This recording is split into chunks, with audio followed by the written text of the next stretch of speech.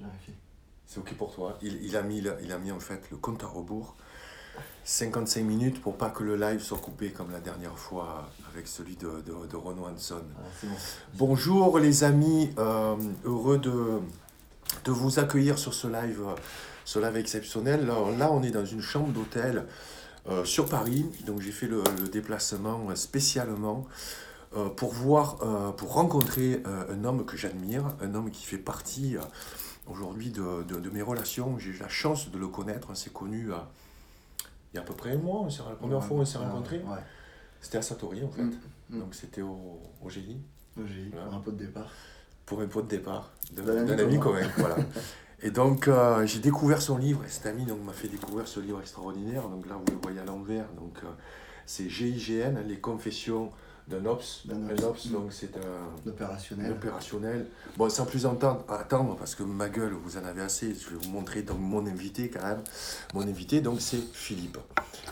Philippe B. Tu n'utilises jamais ton nom en fait. Non, je n'utilise pas mon nom, mais maintenant je suis sur Aton. Aton. Donc Vraiment, Aton, c'est ton profil Instagram. C'est mon profil Instagram, c'est mon nom d'acteur. C'est ton nom d'acteur, parce que voilà. Maintenant je suis acteur. Donc voilà, on a switché en fait pas la personnalité, parce que la personnalité ne change absolument pas.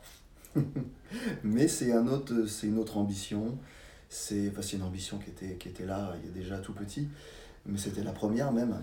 C'est ta passion, le cinéma, c'était ta passion. On est sur autre chose. Puis je veux vraiment faire la différence entre ce qu'était Philippe B au GIGN. Là maintenant, je redémarre une nouvelle carrière. Une nouvelle carrière, donc, on va en je parler. repars à zéro, ouais. je suis un bleu. Ouais, tiens, un bleu. Ouais, fais un bleu. Un bleu. Il est modeste en plus, ce garçon, tu vois, parce que bon, alors... Je vais pas te raconter l'histoire de ce livre, je vais juste te dire que si tu vois le nombre de pages que j'ai stabiloté, c'est juste impressionnant, parce que moi, les livres, quand je les parcours, en fait, je mets des notes, tu vois, et les stabilos. Et puis là, il y en a légion, il y en a de partout. Je sais pas par quel bout le prendre, ce bouquin, parce qu'en fait, c'est quoi? C'est un témoignage, c'est un documentaire, c'est pour moi, non, c'est un roman, en fait. C'est le roman de sa vie. Et j'ai appris plein de choses super intéressantes sur ce groupe d'élite qui, si vous faites partie de ma génération, c'est-à-dire les quinquas, vous avez sûrement cette image en tête, donc du 26 décembre 1994. Aéroport Marseille-Marignane, un aéroport que je fréquente régulièrement. Et toi, ça a été ta première rencontre avec l'image pour le GIGN. Ouais. Raconte-moi ce qui s'est passé ce jour-là. En fait, moi, je suis comme tout le monde dans le monde entier. Je suis face à ma télé. J'ai connaissance déjà de cette prise d'otage, qui est un événement extraordinaire. 4 terroristes du GIA qui prennent en otage un Airbus sur le sol algérien, à Alger. 170 personnes, je crois. Plus que ça, ouais, plus de 200. Okay. Il y en avait plus de 200. Certains se font exécuter. Donc là, on sait que c'est une prise d'otage qui est extrêmement sérieuse. Ils sont exécutés, ils sont jetés sur le tarmac algérien, et à un moment donné, à force ils ont la volonté, en fait, on l'apprend plus tard, de prendre l'envol jusqu'à Paris et de faire cracher l'avion plein de kérosène, ce qu'ils veulent ravitailler sur Marignane, faire cracher l'avion sur Paris, sur la Tour Eiffel. Parce que cette prise d'otage avait commencé en fait sur le sol algérien. Sur le sol algérien, ouais. C'est là où ils avaient commencé à exécuter, à montrer vraiment leur sérieux. Et ils avaient pour ambition de faire un attentat, un crash, suicide sur la Tour Eiffel. Donc on était avant déjà le 11 septembre 2001, quoi. Ouais. Tu vois, c'était déjà mûri. Ouais. Et en fait, l'avion pose à Marignane, où là ils demandent un refueling, à ce que l'avion soit plein de kérosène pour repartir. La négociation se met en marche et à un moment donné, il y a un assaut. Alors, il faut savoir que ça a duré 56 heures, je crois, sur le sol. J'ai revu les informations. 56 heures sur le sol. Donc là, toutes les caméras du monde braquées, en fait, sont braquées sur l'Airbus. Et toi, t'avais quoi à l'époque? 16 ans? J'avais 16 ans. Donc je regarde ça. Moi, à l'époque, je voulais devenir acteur. Moi, je voulais être Stallone, Van Damme. Voilà, c'était ça. C'était ça mon objectif. Et là, je me dis, putain, qui sont ces mecs? Et puis, j'apprends ce qu'est le GIGN. Après, je gratte un petit peu derrière. Puis, il y a eu une grosse médiatisation sur eux. Ils ont été invités à l'Élysée, ils ont été certains décorés. Beaucoup de reportages après ont suivi sur l'unité. Donc, moi, je m'y suis vraiment intéressé. Et puis, l'ambition a changé. En même temps, cette réflexion, c'était, dans ma réflexion de devenir acteur, c'était quel âge ont mes acteurs fétiches? Bah, la majorité, ils avaient 45 ans, quoi. Ouais. Donc je me suis dit, bah, ça me laisse largement le temps, moi, avant d'être GIGN. Ce sera peut-être même un entraînement. Bon, en fait, non, c'est pas vraiment comme ça que je le prends maintenant. Parce qu'à l'époque, tu faisais quand même des...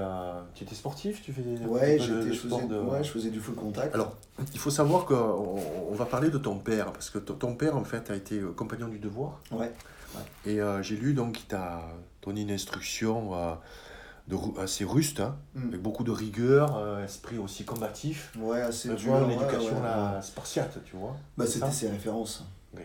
Lui, donc, tu as vécu une enfance plutôt avec un père voilà, assez dur. Ben, tous les déplacements étaient à pied, été comme hiver. Il n'y avait pas de... Moi, j'ai appris... En fait, tout ce que je pouvais avoir comme des choses qui facilitaient ma vie, ça tombait comme ça tombait du ciel. Un vélo, pour moi, un vélo a changé ma vie. Parce que j'étais habitué, quand j'en avais pas, à faire 5-6 km pour aller faire du tennis. C'est-à-dire que j'étais inscrit au tennis, mais il fallait que je me tape 5-6 km à pied, 1 heure de trajet pour y aller, 1 heure pour revenir. Donc ce goût à l'effort, tu l'as eu quand même assez tôt, cet esprit un peu aussi de résilience combative. Ouais, je l'ai eu très tôt, mais ce qui m'a facilité aussi la vie après, quand j'ai passé les tests ou quand j'étais à l'armée au premier RCP, qu'on nous chahutait un petit peu sur le terrain, à nous faire dormir dehors sous la pluie. Dans le livre, tu racontes qu'il y a, dans ta période d'enfance, tu étais un petit peu un souffre-douleur quand même. Ouais, j'étais frisé. Ouais, j'avais beaucoup de cheveux, et j'avais les cheveux bouclés, donc un gros volume sur la tête, ce qui me faisait une grosse tête. Je faisais beaucoup de vélo, de déplacements, donc j'avais les grosses cuisses, mais j'avais pas forcément le haut du corps proportionné, développé par rapport à mes jambes. Pas très grande taille, je me suis développé sur le tard. Donc beaucoup de moqueries et beaucoup d'injustices.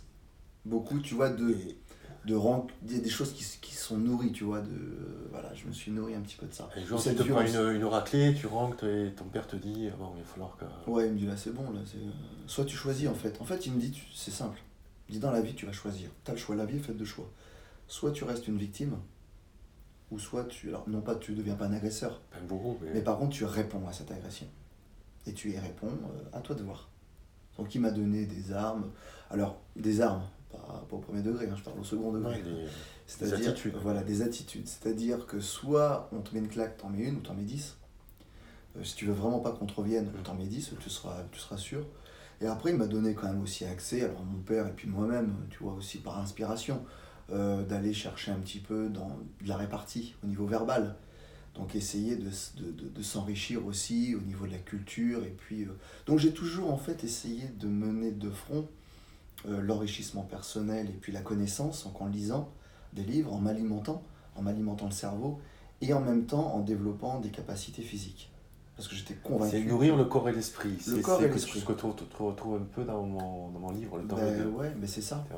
C'est ça. Et puis pourquoi se nourrir l'esprit sans nourrir le corps? Pourquoi laisser de côté alors qu'on est un être... Enfin, moi je me sens complet. Je me sens complet en me sentant fort physiquement et en m'alimentant. Alors je dis pas que je suis fort psychologiquement, mais j'essaie de m'enrichir et puis en fait ça me donne plus de cartes. Ouais. Est-ce que ce mental t'a aidé pendant ta période où tu étais Ops? Ouais. Ah bah oui, considérablement. C'est ce qui transpire en fait du livre. Mais oui, mais parce il y a vos capacités. Bon, parce qu'il faut savoir, je ne vais pas vous raconter le bouquin, parce que vous allez l'acheter, vous allez le lire. Parce que je vous dis, vous avez passé un très bon moment. Okay, il faut savoir que le stage, le pré-stage, comme ils appellent, pour que tu intègres en fait le GI, parce qu'il y a très peu d'élus au GIGN, vous êtes 80, je crois. Ouais, disons que le pourcentage à l'époque, moi quand j'ai passé le test, c'était du 5-6%. Très faible. Très faible, 5-6% qui réussissaient. Et tu dis, en fait, pendant ce prestage, nous apprenons à côtoyer la mort. Donc, c'est des épreuves qui sont... C'est juste hallucinant, parce que c'est... En fait, si tu vois ça dans un film, tu dis, ah, c'est pas crédible, tu vois. Donc là, voilà, ça l'est. Donc, et là, c'est ce qui transpire, c'est que c'est le mental, en fait, qui prend le dessus lorsqu'il y a des contraintes physiques qui sont vraiment très, très prégnantes. Faut toujours se remettre en question et en tête... Pourquoi je suis là? En fait, je suis en train de souffrir, alors par une marche, parce qu'on a marché 40 bornes, 50 bornes, on a marché ça la nuit d'avant, on refait ça. Et là, la marche est très... C'est excellent pour la rusticité. Et pour faire travailler, pour se remettre un petit peu, pour prendre du recul sur les choses. Moi, je voyais que pendant les marches, quand j'en pouvais plus, j'essayais de prendre un maximum de recul, c'était presque sortir de mon corps et me guider comme ça, comme un drone, comme guider un drone. Et puis, me poser la question, t'es là, l'objectif, en fait, voilà, il est là, tu vas rendre service, tu vas avoir les moyens de rendre le service que tu veux rendre, tu vas te sentir utile. Et puis tu construis ta vie, quoi. Voilà, tu vas t'enrichir de tes expériences, tu seras encore plus fort des expériences que tu vas faire, et puis tu vas avancer. Et ça valait le coup. Et puis en même temps, si je réussis pas, qu'est-ce que je vais faire? J'ai pas le choix en fait.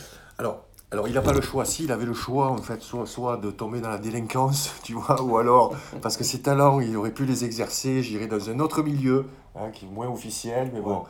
Et donc, tu as fait le choix donc, d'aller vers... J'ai eu les opportunités. J'ai eu ces opportunités-là, mais j'ai pas... Tu le racontes très bien dans le livre où tu te dis, voilà, c'est quand même un peu la dernière chance. J'attends d'avoir ce retour de la gendarmerie parce que tu avais quand même un sacré dossier. Sur des choses qui se sont passées aussi dans ton enfance, où on peut parler de la défenestration, où tu as eu ce côté violent qui est apparu au fur et à mesure, des brimades, etc. Et puis un jour, en fait, tu as défenestré un garçon et tu l'as scalpé, en fait. Il avait 6 ans de plus que moi, ça faisait un petit moment qui était sur le souffre-douleur. Ouais, ils étaient dans la moquerie, ils étaient une dizaine, c'était des BTS, moi j'étais en première. J'étais en première S à l'époque, j'avais des boutons plein la figure. Et puis voilà, donc les cheveux, habillé les pulls de ma grand-mère, voilà, je ressemblais pas à grand chose. Mais en même temps, ça justifie pas quoi. C'est pas parce qu'on est différent, atypique, qu'on va porter des vêtements qui ne sont pas à la mode ou ci ou ça, qu'on mérite d'en prendre plein la gueule. Donc c'était injuste. Et le soir, quand je rentrais, j'étais fils unique. Ouais, tu t'es gangréné par cette injustice. Ouais, mes parents étaient assez absents. Donc je cogitais beaucoup. Et les films que je regardais, c'était que des justiciers, quoi. Donc à un moment donné, j'avais des haltères de 2 kilos. Puis je pratiquais des sports de combat. Donc j'imaginais la leçon que je lui donnais. Mais moi, la leçon que je voyais, que j'avais en tête, c'était Rocky sur le ring. C'était Van Damme dans la rue, des films. Donc c'était très spectaculaire, on était dans le théâtral. Et ça, on en parlera en fait, ce que tu as vu dans la réalité, ce qu'on en a parlé tout à l'heure, et puis ce qu'on voit dans les films. Donc, je l'ai retranscrit. Mais dans la réalité, ça s'est pas passé comme... C'est-à-dire qu'on était au réfectoire, c'était le moment, il y avait des témoins, je voulais des témoins. Alors ça, je l'ai raconté à MC, après je suis passé pour un taré, mais c'était le moment idéal. C'est-à-dire que là, il y a eu une brimade, il y a eu une insulte qui a fusé devant beaucoup de monde, et pour moi qui était intolérable, qui était injuste, que si je l'acceptais à ce moment-là, ça veut dire que l'insulte à me traiter de con, de gueule de con, si lui pouvait le dire devant tout le monde et que moi, si je ne réagis pas, tous les autres vont le faire. Et là, on n'était pas encore dans les réseaux sociaux.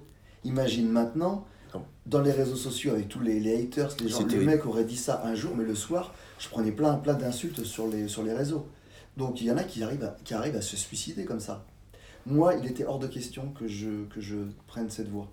Donc je me suis levé et j'ai dit, tu vas aller à l'affrontement. Donc je suis allé le voir et je lui ai demandé de se lever pour en discuter. Je lui ai demandé, mais très poliment, je lui ai demandé qu'il s'excuse pour les paroles. Je savais très bien qu'il n'allait pas le faire. Il s'est levé, il m'a saisi à la gorge et puis là il m'a emmené. Derrière moi j'avais une vitre, mais je savais que j'étais plus fort que lui, beaucoup plus déterminé. Et je l'ai tourné, je lui ai mis une droite, il est passé au travers de la vitre, je l'ai tiré, en le tirant, ça lui a enlevé ça sur la tête. 3 ans de chirurgie esthétique que mon père a dû payer. Et en même temps, c'était un accident sur lequel tu regrettes que ce soit terminé comme ça, mais il fallait que tu le fasses aussi. Je ne regrette pas l'acte, je regrette les conséquences de l'acte. De ce jour-là, dans le lycée, plus personne. C'est malheureux, mais je trouve ça hallucinant qu'on soit obligé de répondre par la violence des puissances 10 pour que 3 cons arrêtent de faire chier le monde. Tu vois, c'est hallucinant. il a un peu un physique de videur de boîte de nuit. Moi, j'ai fréquenté les boîtes de nuit quand j'étais beaucoup plus jeune, tu vois. Je voyais des mecs comme ça, je me dis, tu broches pas trop, tu vois, parce qu'il en impose, tu vois.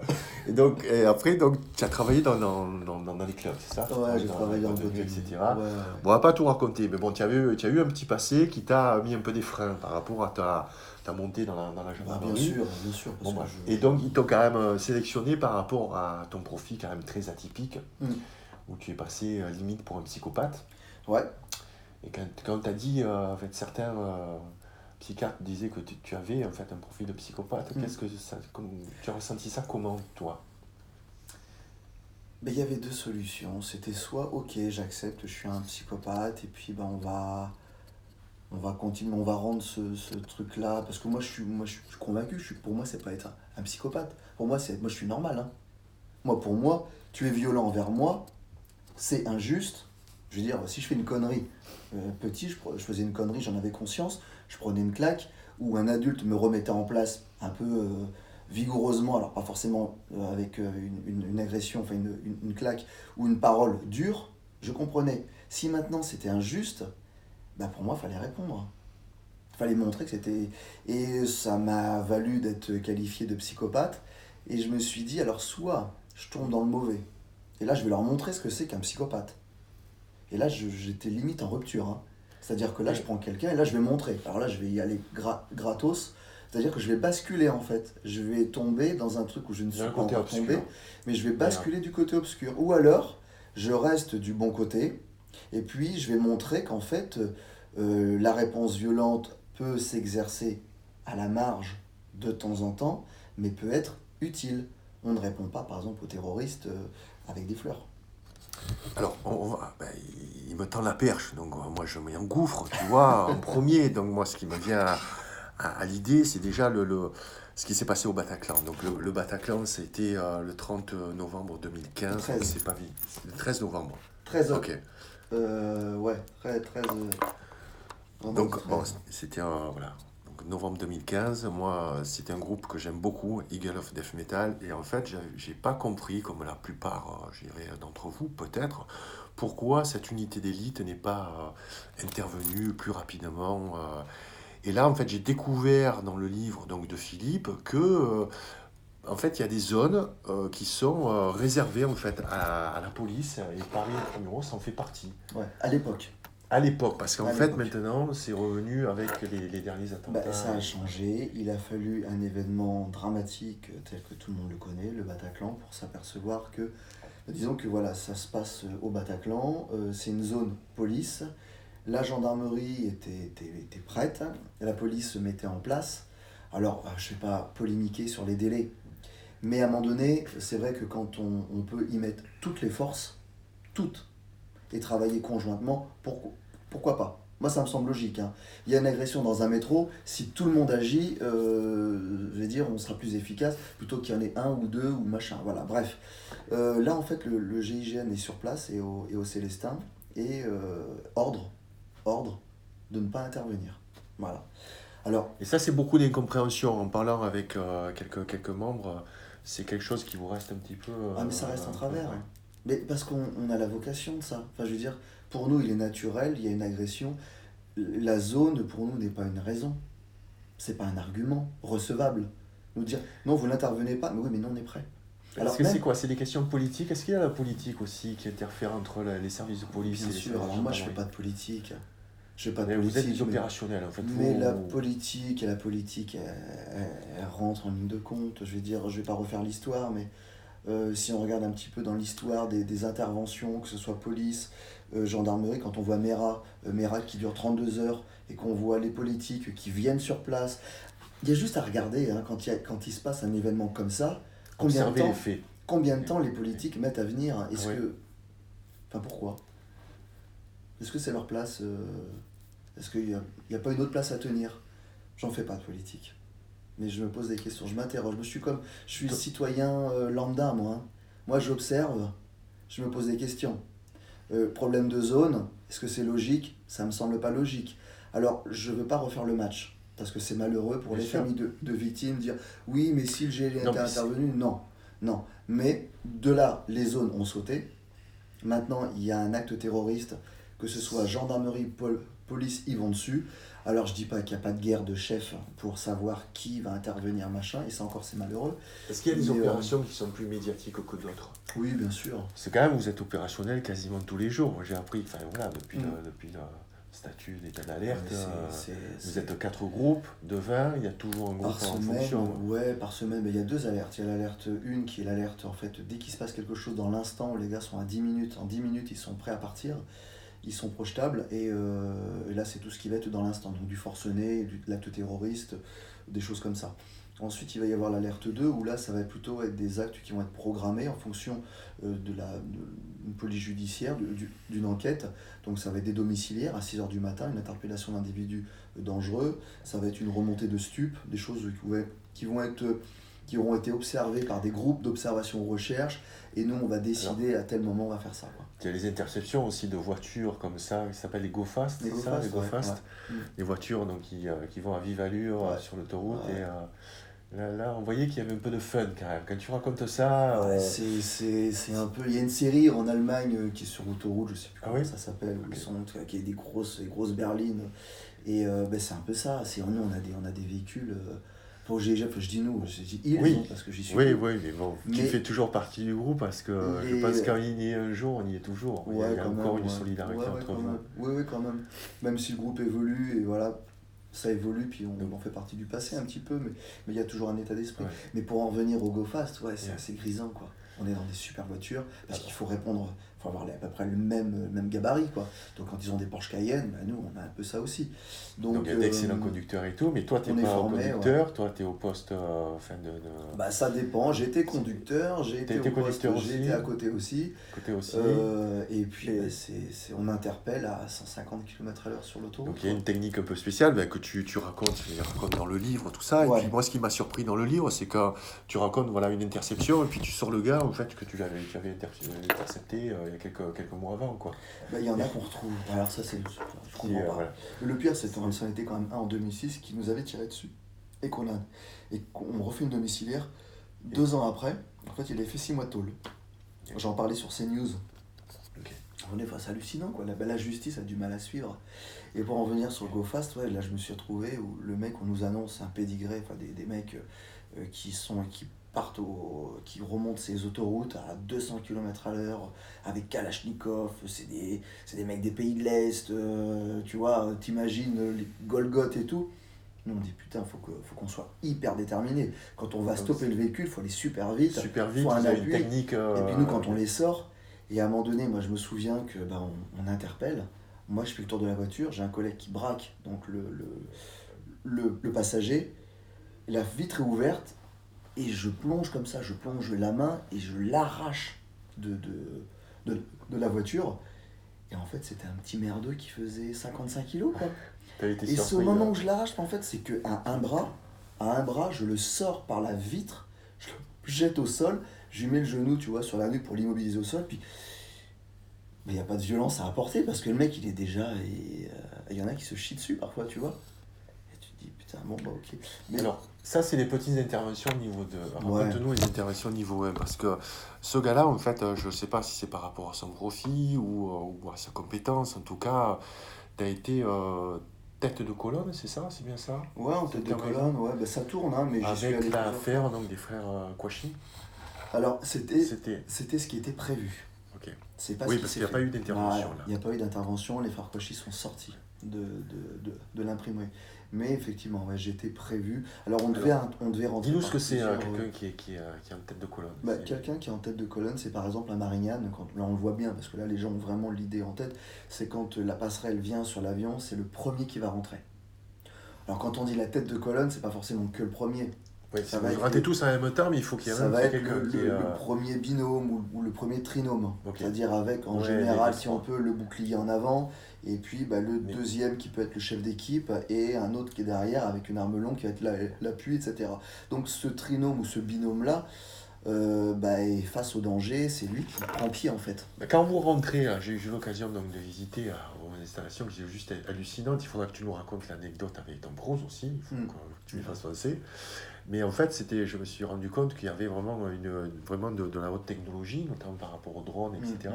Vous avez quand même, vous, les capacités, enfin votre équipe a les capacités de voir un petit peu ce qui se passe à l'intérieur. Vous ne rentrez pas comme ça à l'aveuglette. Ouais, alors là, je ne vais pas rentrer dans les détails de ce qu'on a, mais de ce il y a toujours une prise de risque parce que vous n'avez pas tous les éléments. En fait, vous pouvez préparer le terrain. Le renseignement, on l'avait via le gars qui était planqué donc, dans un bureau à côté, qui était employé. Oui, c'était dans une imprimerie. Dans l'imprimerie, et qui en fait par texto disait voilà, ils sont dans le bureau du directeur, et le bureau du directeur, nous on l'avait localisé. Donc quand le Sherpa devait arriver, on devait péter les vitres. Le Sherpa, c'est le gros véhicule, c'est le gros véhicule qui est avec avec l'espèce d'échafaudage au-dessus. Et en fait, on devait rentrer dans ce bureau, donc par une fenêtre, tu vois, comme tu as dans l'hôtel, hein, une petite fenêtre. Et puis, ce qu'on appelle, c'est prendre pied dans le bâtiment. Là, donc, la tête de colonne, c'est un trio ou un duo, en fait. Donc, vous rentrez les premiers. Qu'est-ce qui se passe dans ta tête lorsque tu es... Nous, on évalue un petit peu ce qui se passe, qu'on risque. Le risque est toujours évalué. Et ce qu'on a à y faire. Donc, notre mission, c'est de rentrer et de réduire la menace. Alors, réduire la menace, au mieux de les blesser, de les rendre, en fait, qu'ils ne soient plus en mesure de nous tirer dessus ou de se faire sauter, de déclencher un gilet d'explosifs, etc., etc.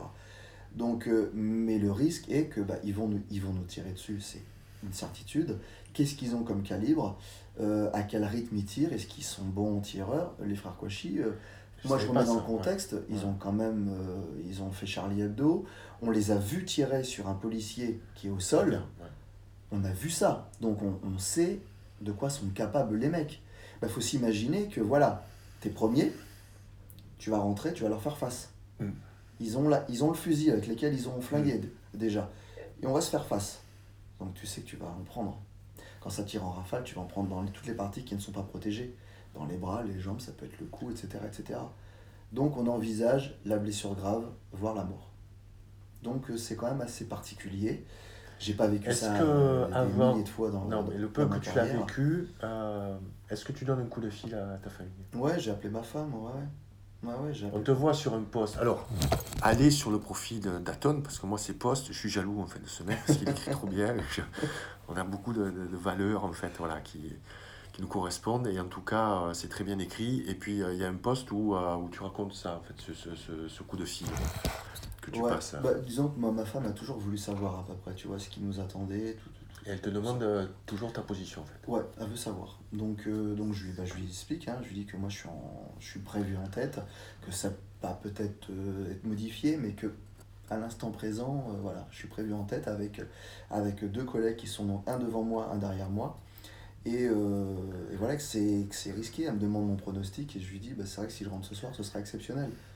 Donc pour elle, à fond en larmes, et puis moi aussi, parce que je suis un homme, je veux dire, il n'y a pas de... Même si on intègre... Est-ce que la peur est toujours présente ? Oui, il y a la peur. On n'a pas envie de mourir, mais en même temps, on donne, si tu veux, on donne une raison à sa mort. Quand tu as donné une raison à ta mort et que tu es prêt, tu n'as qu'une envie, c'est d'aller en découdre. La raison, ça y est, la mort est justifiée. Alors, allez en découdre. On va rétablir une petite vérité. J'ai eu quelques commentaires suite à, je dirais, à mon annonce du live avec Aton.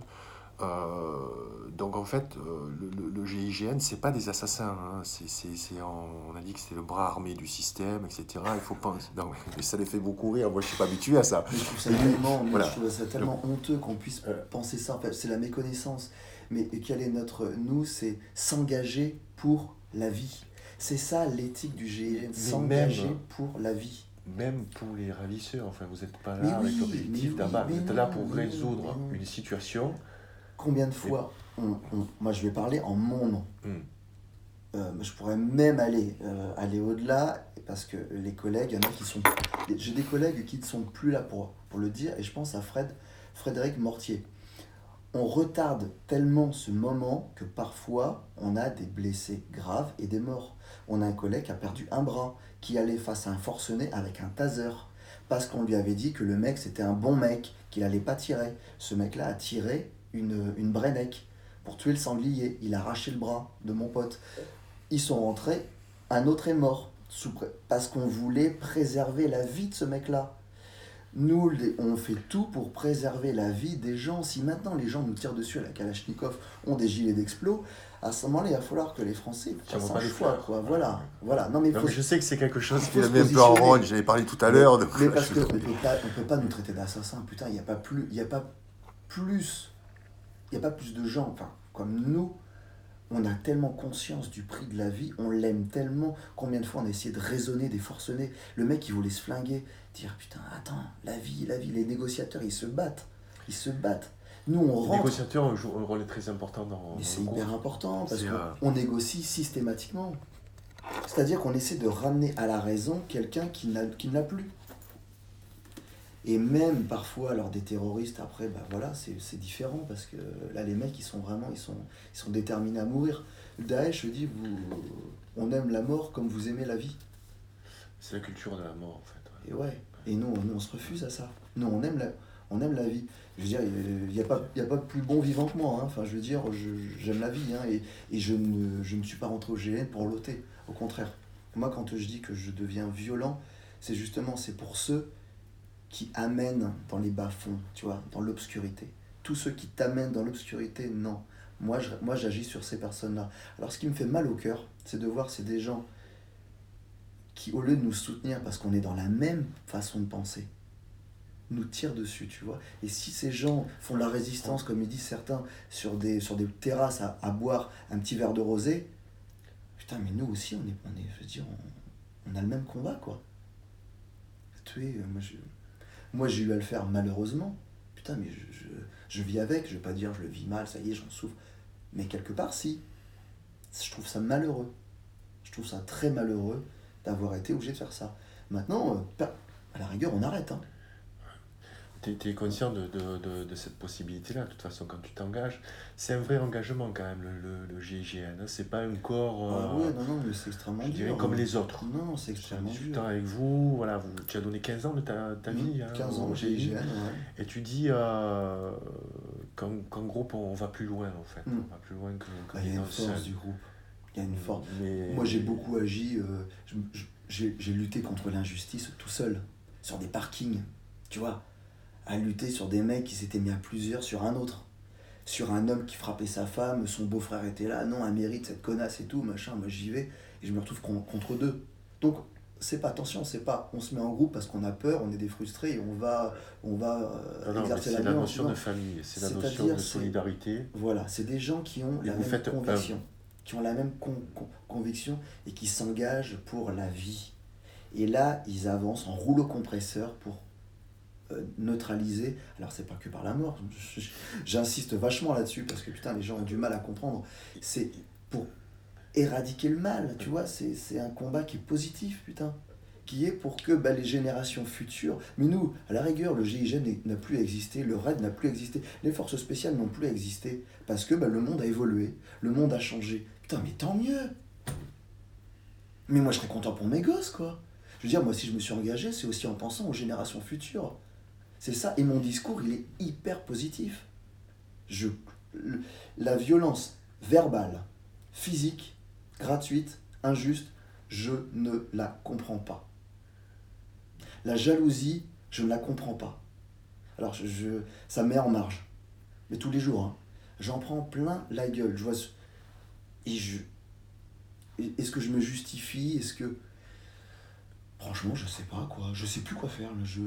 Il faut rien faire quand tu as comme ça des commentaires négatifs. Très souvent, on en a parlé, ça provient de personnes qui connaissent pas aussi la situation, qui connaissent pas ton travail. Moi, je te dis, je ne peux pas juger. J'ai lu ton livre, voilà, je converse avec plusieurs d'entre vous, je suis invité là-bas. Et j'apprends, voilà, ouais. Je découvre c'est important. Des êtres humains, en fait. C'est important. Et c'est aussi je me satisfais de ça, pardon, excuse-moi, je te coupe, mais je me satisfais, tu vois, c'est une grosse... c'est une épreuve, hein. Faire un livre comme ça, c'est s'exposer, j'en prends... mais en même temps, j'ai 90% de gens qui... Il faut pas l'oublier, ça. Ouais. Qui sont positifs, tu vois. Pour rester sur le positif. Et voilà, et j'ai besoin d'eux, hein. Les amis, soutenez le message positif. Mais Et tu as une belle communauté qui te soutient. j'ai une très belle communauté. Tu es nouveau un petit peu sur Instagram quand Bah même, mais ouais, tu te débrouilles ouais. très bien. Hein. Il fait plus de stories que moi, je fais plus de live que lui. Mais on Il fait apprend, des super mais on posts, apprend. on écrit beaucoup aussi. En fait, toi, Instagram, tu l'utilises pour développer aussi ta notoriété. Tu es un Ouais, personnage ouais, public ouais. aujourd'hui, pour promouvoir ton livre, pour Je, promouvoir aussi je, ton nouveau métier je d'acteur. cherche pas à avoir plus de followers. Non, C'est-à-dire mais que tu je produis reste du vraiment. contenu. Voilà, je produis du Et, contenu. Et puis, bah, qui m'aiment me suivent, quoi. Voilà. exactement, exactement. Euh, Écoute, j'ai envie de parler un petit peu de cinéma avec toi. Ah, je vois que tu souris là. Tu dis, ah, Oui, enfin, on va ah parler un peu oui. de cinéma. Ah oui. Mais on va rester Tournons la quand même. page. Non, mais on va quand même rester dans la réalité parce que c'est vrai que le cinéma qui nous a nourris. Alors, j'ai choisi mon t-shirt du jour. Tu sais, j'ai un concept, c'est le J'ai t-shirt vu. du jour. Alors, le t-shirt du jour, voilà, c'est Halloween. Donc, tu te souviens de Mike Myers? Ouais. Mike Myers, le tueur psychopathe. Lui, c'était un vrai psychopathe par contre. Ouais. Donc, j'ai choisi ce livre pour toi, ce t-shirt pour toi. Ça t'inspire quoi, toi, ce genre de film, les films d'horreur là, des années 80? Là, c'est John Carpenter, Ouais. donc les années 80. Bah, ça tombe bien parce que j'ai fait un court-métrage de film d'horreur dernièrement. Je suis allé comme ça, tu vois, ça s'est décidé assez rapidement. On m'a donné le script la veille pour le lendemain. Il n'y avait pas vraiment de message, je voyais pas vraiment le message, tu vois, dans le truc. Je devais torturer, machin. Je l'ai fait, c'était pour du sang partout, de l'horreur, de la fiction. Donc, dans la fiction, Ok. on se lâche. Et à la fin, il y a une scène où en fait, le mec qui a tué, qui torturait et tout, va parler à une journaliste. Et en fait, ce mec-là, il a la rage, il tue. Il a fallu donner un sens, un petit peu, Ok. justifier un peu. Eh ben, je pense que ça va dépendre du montage. Je sais pas ce qu'il va faire, mon pote là. Mais j'ai confiance en lui. Si je l'ai fait, c'est que vraiment c'est un mec qui a. Je sais pourquoi je sais à qui je l'ai fait. Je fais pas attention, je fais pas des courts-métrages gratos comme ça avec tout le monde. Hein. C'est pas. C'est Non, un parce que métier. monsieur est demandé maintenant. Il est pressé parce qu'il va faire un casting. Là, tu vois, il a fait une série pour un film pour Netflix. C'est une Netflix, série ouais. ou C'est une série. qui Ouais. s'appelle Cadre noir. Cadre Noir. J'en parle. La promo est pas encore faite et tout, mais Pas encore faite, mais ça vous va le arriver. savez, Ouais. les fêtes des jours avaient déjà commencé. Voilà. Donc voilà, il est de plus en plus pris et puis Ouais. il est talentueux en plus. C'est énervant, tu vois, les mecs comme ça, ils font 45 de bras, ils sont talentueux et tout. Donc en il y a fait, eu un moi, ce qui message, il y a un m'interpelle, message tu à vois, dire. les films d'horreur comme ça, je les regardais quand j'avais 18 ans, 20 Mm. ans, 25 ans, etc. Après, je ne les plus du tout regardé. Pour moi, j'ai un peu j'ai une réticence à voir aujourd'hui ce genre de film. Mais J'aime pas les émotions que ça me donne. Ouais, mais je suis un peu comme toi là-dessus. L'horreur pour l'horreur ne m'intéresse pas. L'horreur avec un message, c'est-à-dire que, allez, on va faire un scénario, un mec qui va être énervé, on va sentir que je suis énervé quand même contre certaines personnes. Hein. Je sors dans la rue, les incivilités, on va faire un film d'horreur là-dessus. Ça peut m'intéresser. C'est-à-dire que, tais-toi, tu te balades dans la rue, t'as quelqu'un qui te marche sur les pieds qui dit pas pardon. Tu lui mets une grande tarte. Blam, il s'expose la gueule dans le montant de porte et tout. Et puis on va faire ça sur toutes les incivilités dont on est témoin tous les jours. Ah, peut-être que je regarderai le film d'horreur. Quoi, Ça il y a va me des défouler. incivilités à Paris? Oh, à peine. Il y en a à Marseille. Écoute, on va parler d'un film qu'on aime tous les deux, c'est Rambo. Ouais. Et on va parler aussi du sujet des vétérans. Mm. Donc il faut savoir que, je ne sais pas si vous le savez, Rambo, donc, c'est issu d'un roman qui s'appelle Le Premier Sang. Et en fait, Stallone a acheté les droits donc, du roman pour produire et réaliser et jouer dans Rambo, mais en changeant la fin. Parce que dans le roman, en fait, le vétéran que joue John Rambo se suicide d'une balle dans la tête parce que il comprend pas quoi. Il a combattu au Vietnam sur les ordres de son pays, et tout ça. Peu importe si c'était une bonne ou mauvaise guerre. De toute façon, toutes les guerres sont mauvaises. De toute façon, les horreurs de toutes les guerres. Tu confirmes ça? Ouais, je confirme. Ah, ouais. Et donc, il revient dans son pays, voilà, il est mal accueilli, et donc il n'a plus de raison de vivre, il se suicide. Et Stallone disait, je peux pas montrer ça, parce que sinon, ça veut dire à tous les vétérans, en fait, qui vont se tirer une balle dans la tête, qu'ils n'ont pas d'avenir, en fait. Et Philippe, on parlait, en fait, des personnes qui sont mortes au combat, en fait. Donc, ils sont, aujourd'hui, enfin, on leur fait un hommage, ce qui est vraiment normal. Mais ceux, en fait, les survivants, on les prend pas trop en considération. Ah, mais non.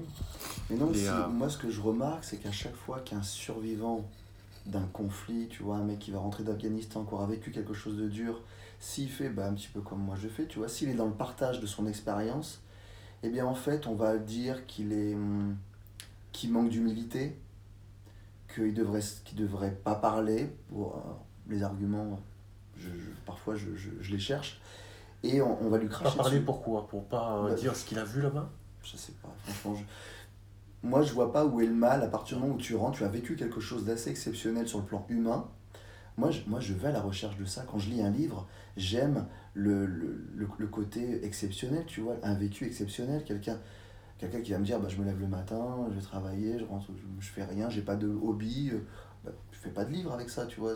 Alors, je dis pas que il faut avoir une vie extraordinaire avec plein de pour exister. Non, c'est pas ce que je dis, mais j'aime le partage d'expérience, tu vois. Moi, quand je partage mon expérience et quand d'autres l'ont fait, bah, ils se font casser, tu vois, ils se font cracher dessus. Tu trouves que c'est la mentalité en France? Tu trouves qu'ailleurs, c'est Bah, pas le cas? j'ai pas vécu ailleurs. Maintenant, j'ai pas mal de retours de gens qui vivent à l'étranger et qui me disent si tu étais là ou là, tu serais pas perçu pareil. Ton expérience, on s'en servirait plutôt qu'à te critiquer, tu vois. Alors, attention, parce que je veux pas non plus stigmatiser la France en disant que c'est un pays de rageux, de jaloux, etc., etc. Mais ils sont très virulents, plus que peut-être ailleurs. Mais il y a aussi quand même une quantité de gens, et c'est là où je reprends espoir. C'est quand je vois qui me suit, que je vois les jeunes et qui m'envoient, qui me disent j'ai lu ton livre, j'ai vu ton partage, le partage, Hein? et j'en retiens quelque chose qui résonne en moi, tu vois, ça fait résonance, et ben ça me pousse, alors pas forcément à m'engager, mais à me surpasser, à me prendre en main pour faire quelque chose de positif. Était une force motrice, c'était un modèle comme l'a été pour toi John Rambo, Ah ouais, mais donc Sylvester Stallone, moi les ça me fait Schwarzy, bizarre les de Van dire que Damme. moi maintenant je... Mais oui, mon gars, mais oui, il faut que tu prennes la relève parce que là ils sont un peu abîmés. Hein. Ouais. Ouais, ça peut retoucher le visage aussi. J'espère que tu feras pas ça quand tu seras vieux. Hein. Le botox, c'est pas très bon pour nous. Tu vois, Donc, j'ai pas fait de rajout, j'ai laissé non, mais comme ça, je te ça. dis, c'est l'excès de testostérone. C'est parce que tu as trop de testostérone, c'est pour ça. Non, mais j'ai Et- envie, j'ai vraiment envie. Donc tu montres ça aujourd'hui avec les. Mm. Tu essayes de trouver aussi des rôles qui te correspondent et d'avoir Ouais. des films comme ça Non. avec des messages.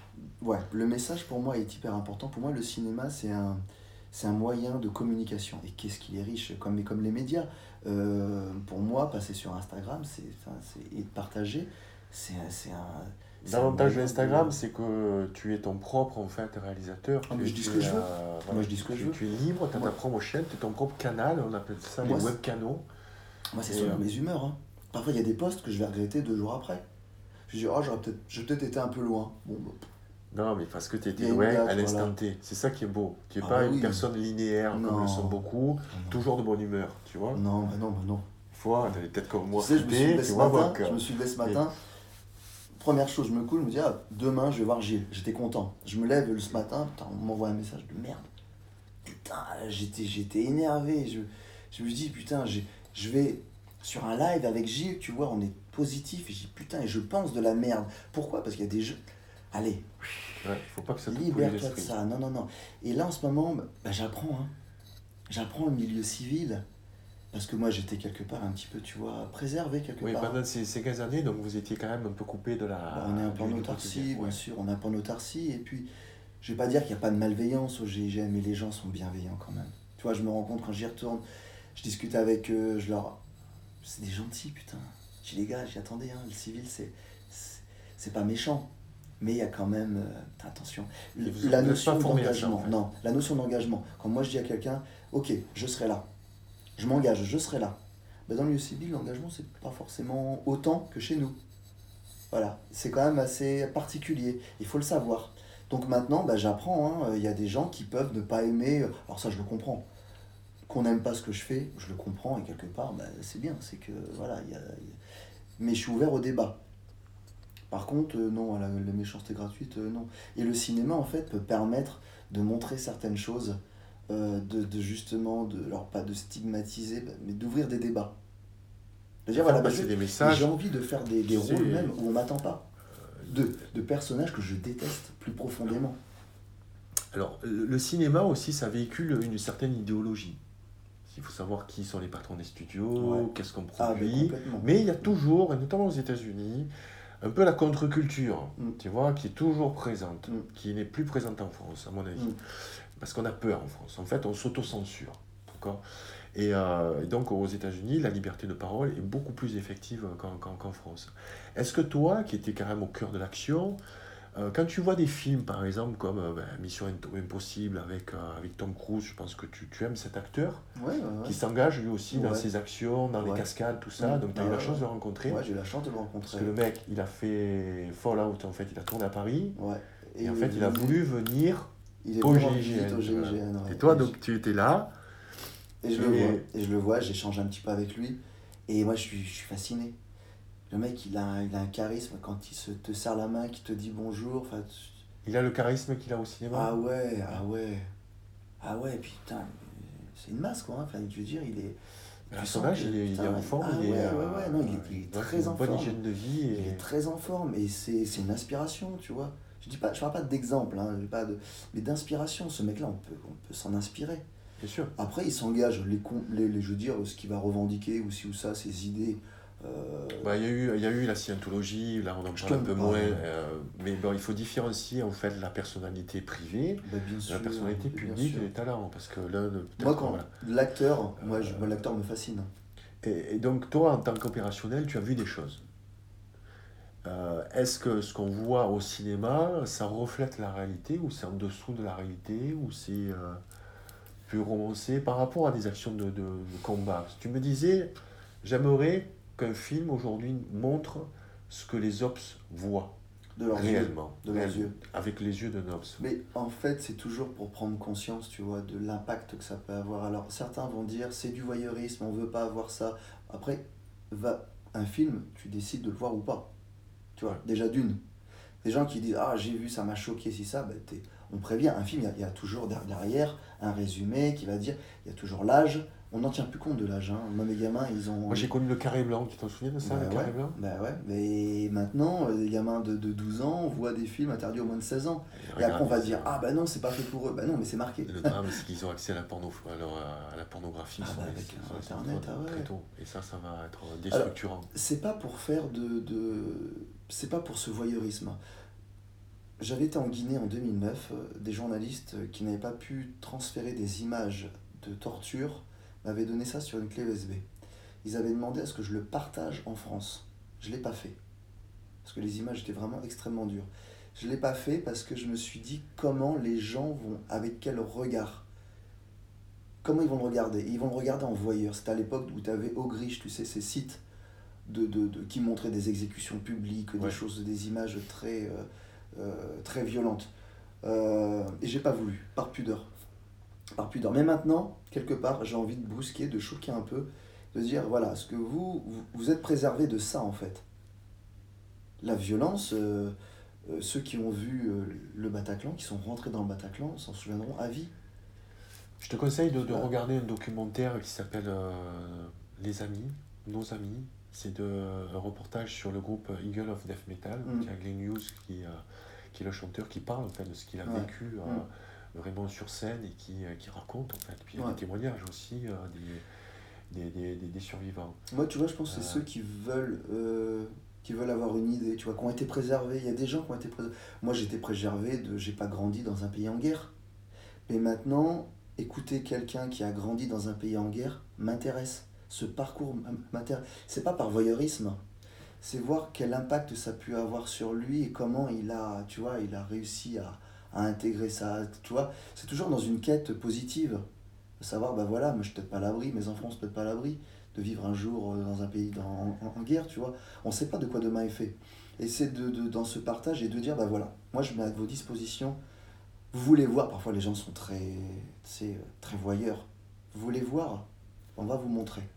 La réalité. Alors soyez pas... Après, assumez. Assumez votre envie de voir l'horreur. Voilà. Et ensuite, on discutera. Ça, c'est pour ouvrir un débat. Est-ce que toi qui es formé au sport, enfin, à la pratique, le sport de combat, est-ce que tu trouves qu'un citoyen lambda, moi par exemple, est-ce qu'on est bien armé pour se défendre à l'heure d'aujourd'hui? Il y a tout ce qu'il faut pour. Maintenant, comme je dis... l'instruction. Oui, à l'instruction, il y a tout ce qu'il faut, mais ce qui manque maintenant, c'est... Moi, ce que j'enseigne, humblement, à mon niveau, dans certaines structures, avec une société qui s'appelle B1, qui est sur Instagram aussi. C'est B1 Update Yourself, que je tague souvent. C'est la self-défense collective. C'est-à-dire qu'on va se retrouver face à un individu armé d'un couteau, de n'importe quoi, parfois même pas, hein, qui va violenter quelqu'un. Comment on va stopper cette action? Et on ne va pas le stopper seul. On va organiser quelque chose en fonction des capacités de chacun, qu'on va évaluer dans un laps de temps très court, et on va agir. Est-ce que tu ne penses pas qu'aujourd'hui, on est moins enclin à se préparer à ça? Est-ce qu'on ne nous a pas rendu beaucoup plus dociles? Je pense à l'époque de nos parents, par exemple. On ne savait peut-être pas, enfin, on savait se battre, en tout cas, on savait se défendre, on avait cet instinct-là. Je sais pas, je le pensais, tu vois, et maintenant, avec les followers que j'ai sur Instagram, quand je vois beaucoup de jeunes qui me disent je me suis inscrit à ça, je fais ça, qui m'envoient des vidéos d'eux en train de boxer, tu vois, en train de vivre des choses un peu... Mais ça reste une niche, je te parle au ouais. Non, mais ouais, je suis peut-être pas objectif là-dessus parce que les miens sont... J'ai des Spartiates, moi, qui me suivent. C'est quoi ta bague, là? C'est un fan qui me l'a offert. Montre-la. C'est un masque de Spartiate. Ouais, ça, Donc je parle dans le tome 2, tu vois, de cet esprit survivaliste, de la résilience et aussi de la protection personnelle, quoi. Je pense que c'est important aujourd'hui. Non, les gens sont trop... sont des cibles faciles. Moi, pour avoir connu ce qui est un peu... ce que je vais qualifier d'enfer, hein. C'est quand même l'enfer, hein. Moi, j'ai été témoin de malheurs humains, de choses horribles dans des pays en guerre et tout ça. C'est l'horreur, c'est l'enfer. En France, on a été impacté. Mais tu vois, derrière, il y a des choses qui se mettent en place les jours qui suivent, mais il n'y a pas de suivi. Parce qu'on oublie. On oublie les choses. Hier, j'ai fait un post sur le 18 août, c'était l'anniversaire justement des soldats du 8e RPIMA qui avaient été en Afghanistan, qui étaient tombés dans une embuscade. Je l'ai posté, j'ai plein de gens qui m'ont dit « Ah, c'est bien que tu l'aies mis, on avait oublié. » Les Français oublient. Ouais, mais tout le monde oublie. On est saturé d'informations. On est saturé d'informations et je pense que... Alors, c'est pas y penser pour se morfondre. C'est-à-dire, il y a des gens qui se sont battus. Qu'est-ce qu'on peut risquer encore de nos jours, d'autres combats, d'autres enfants, parce que c'est des gamins, hein, 19, 20 ans, hein, qui sont partis, qui sont morts là-bas. Hein. D'autres vont partir encore parce que la vie continue. Et il faut se souvenir et il faut s'aguerrir. Et on s'aguerrit, les sports de combat sont une très bonne école pour s'aguerrir, pour aussi bien sur le plan physique que sur le plan mental. Parce que ça fait mal de prendre un tibia contre tibia, tu sais, quand tu boxes. Déjà, on sait ce que ça fait. Voilà. Oui, on sait ce que ça fait. On sait ce que ça fait. Et puis, ça ouvre l'esprit, tu vois, sur plein de choses. L'art martial ouvre l'esprit. Le sport de combat aussi. Voilà. Et le MMA, tu vois, on critique beaucoup le MMA en France. Moi, quand je vois deux mecs volontaires de même gabarit rentrer dans une cage et se battre, c'est des gladiateurs. Alors, on peut dire ce qu'on veut. Alors, moi, je t'ai vu rentrer dans le hall de l'hôtel. Bon, t'étais un peu à la bourre, il faut dire. Le mec qui rentre, tu le vois, en fait, il rentre. Voilà, ici, il y a une certaine prestance, si tu veux, il ne réfléchit pas, tu vois, là. Est-ce que tu es sûr de toi par rapport à tes capacités physiques? Est-ce que ça te rend plus serein quand tu te balades, quand tu es où tu vas avec des amis Alors, on doit être bien avec toi, on doit être en sécurité. Tu sais, en fait, je pense parce que je suis parano, donc mais une grande majorité des militaires sont parano, on essaie de répondre à toutes les éventualités d'attaque. Donc en fait, on est alerte. C'est-à-dire qu'en permanence, tu scannes ? Je scanne, je jauge, ce qui fait que je serai moins surpris, tu vois, si on vient à moi. Et le fait d'être en alerte, je vois, c'est safe ou pas. Si c'est pas safe, je me prépare. Et le fait d'être préparé, d'avoir tout ce passé en sport de combat, de conflits que j'ai pu avoir, que j'ai pu rencontrer, me donne une certaine assurance. Maintenant, je suis plein de doutes, comme tout le monde. On peut toujours tomber sur plus fort que soi, et ça peut arriver comme ça. Donc, c'est pour ça que je n'irai pas chercher. Je regarde personne de travers, moi. Non, je regarde personne de travers. Tu es arrivé, on voyait que tu étais sûr de toi, et j'ai vu... c'est ce que je dégage, peut-être, ouais. T'as pas d'écouteurs sur les oreilles. Il y a beaucoup de gens, en fait, qui se Mm. promènent avec des écouteurs sur les oreilles. Ouais. C'est ton truc, ça? En général, j'en ai un. Ok. J'ai pas l'autre. Pareil, j'ai toujours un œil quand je suis dans le train, par exemple, si je vais lire, toutes les 2 minutes, tu vois, je vais faire un petit scan. Ok. Après. C'est une habitude, ça, qu'on vous apprend ou c'est Ah non, quelque on chose qui n'apprend pas. vient- Faut savoir qu'au GIGN, on n'apprend pas à résister au froid, on n'apprend pas à résister au mal.